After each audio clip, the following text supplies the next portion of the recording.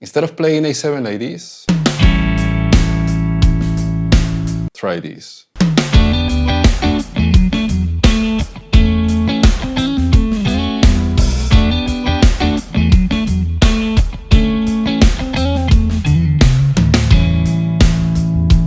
Now, another nice approach to add movement over your dominant chords is to borrow the major triads inside the key. For this example, A7 is going to be the 5 chord in the key of D. So I'm going to start by playing this D major second inversion, strings 2, 3, and 4. That's the 1 chord in the key of D. Over A, I'm going to have the root, I'm going to have the 11, and I'm going to have the 13. From here, I'm going to go to G major, the 4 chord, first inversion, again, strings 2, 3, and 4. Here I have the 9, I have the 11 again, and the flat 7. After this, I'm going to play a single note line using some notes of the scale. The idea here is to land in a chord tone of A. In this case, I'm going to go for the root, 7th fret of the D string. So I'm going to start by playing this E note, 7th fret of the A string, that's the 5th of A. Whole step up to the 13, 9th fret of the A string, and then I'm going to go to that root. So far I have this.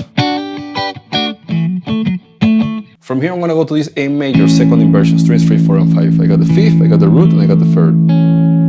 Now, it's really common to play with the major and minor 3rd over a dominant chord. So here I'm going to go from the flat 3, 5th fret of the G string, half step up to the major 3rd, and then I'm going to go to the root, 7th fret of the D string. Now from here, I'm going to go to a concept that I use a lot over dominant chords. I'm going to borrow the 2 chord and the 3 chord in the key of D. In this case, E minor and F sharp minor. So here I have the 2 chord, E minor, first inversion, strings 2, 3, and 4. Over A, I got the root, I got the flat 7, I got the 9, and I got the 5th. And the 3 chord is a whole step up, so I got the root 2 times, I got the 3rd, and I got the 13th.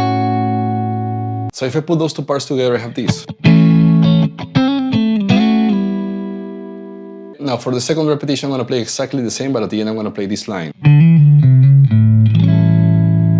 So here I'm thinking mainly about the A minor pentatonic. Remember, over a dominant chord you can play the minor pentatonic and the major pentatonic. There is a nice tension between the flat 7 and the major 3rd of the chord, that's a tritone, that gives you enough room to play a minor scale over a major chord. So what I'm doing is going from the 5th fret of the A string, that's the 4th of A, hammering to the 5th, 7th fret, going back to the 4, and then when I go to that flat 3, I'm going to slide to the major 3rd, and then back to the root, and then play the dominant chord. If I put all that together, at the end I have this.